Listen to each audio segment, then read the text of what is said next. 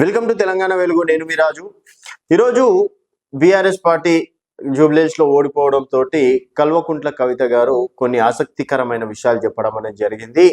So అటు హరీష్ రావు అలాగే KTR direct గా పేర్లు తీసి మరి కృష్ణార్జునం అని చెప్పుకుంటూ వస్తారు. సోషల్ మీడియాలో పెద్ద పెద్ద పోస్టులు పెడతారు.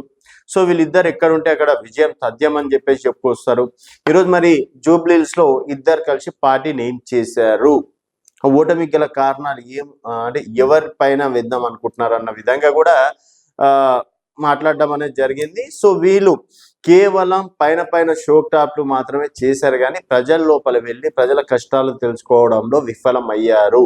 ఈ 10 సంవత్సరాలుగా చేసినటువంటి అభివృద్ధి ఏంటి, తర్వాత అభివృద్ధి ఫలాలు ఎంతమందికి అందినాయి, ఈరోజు పార్టీ ఓడిపోయినా కూడా కార్యకర్తలు ఎంతమంది సంతోషంగా ఉన్నారు, ఎవరికి ఏ బాధలు ఉన్నాయి, ఎవరికి ఏ కష్టాలు ఉన్నాయి అనేది తెలుసుకోవడంలో ఈరోజు బీఆర్ఎస్ పార్టీ విఫలమైంది. కాబట్టే జాగృతి పార్టీ వెళ్ళి జనం బాట కార్యక్రమాన్ని నిర్వహిస్తున్నాము.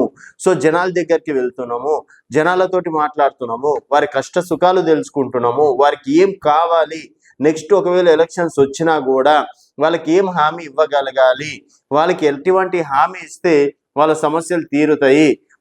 నీళ్లు లేని చోట అక్కడ వాటర్ ట్యాంక్ కట్టిస్తే బెటర్, కానీ మనము వాటర్ ట్యాంక్ వచ్చేసిందని చెప్పేస్తే అది ఏ విధంగా ఉంటుందో ఇప్పుడు బీఆర్ఎస్ పార్టీ చేస్తుంది అదే. కేవలం అంటే హెచ్చులకు పోయి మేము అది చేసేసినాం ఇది చేసేసినాము, సో ఎంతసేపటికి రేవంత్ రెడ్డిని విమర్శించి హైడ్రా హైడ్రా హైడ్రా ఒక్క దాన్ని తీసేసి తర్వాత సర్వేలన్నీ మేమే గెలుస్తున్నాము, సర్వేలన్నీ మాకే అనుకూలంగా అని చెప్పేసి ఇంత గొప్పలకు పోయి అవే అంటే ఓవర్ కాన్ఫిడెన్స్ ఈరోజు కొంప ముంచినాయి. సో ఇప్పటికైనా సరే కళ్ళు తెరవండి, ప్రజల వద్దలకి వెళ్ళండి అన్నట్టు కూడా మాట్లాడింది.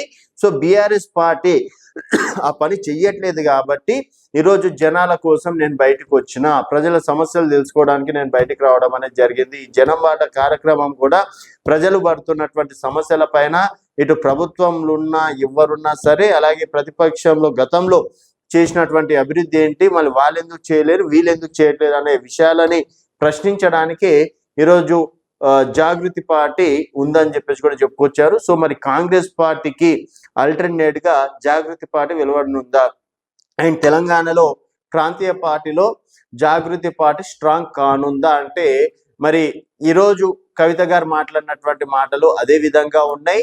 సో బీఆర్ఎస్ పార్టీ కన్నా బెస్ట్ పార్టీ ఏదైనా ఉందా అంటే అది కేవలం జాగృతి మాత్రమే. ఎందుకంటే వాళ్ళ కష్ట సుఖాలు, ప్రజల కష్ట సుఖాలు తెలుసుకోలేకపోతున్నారు.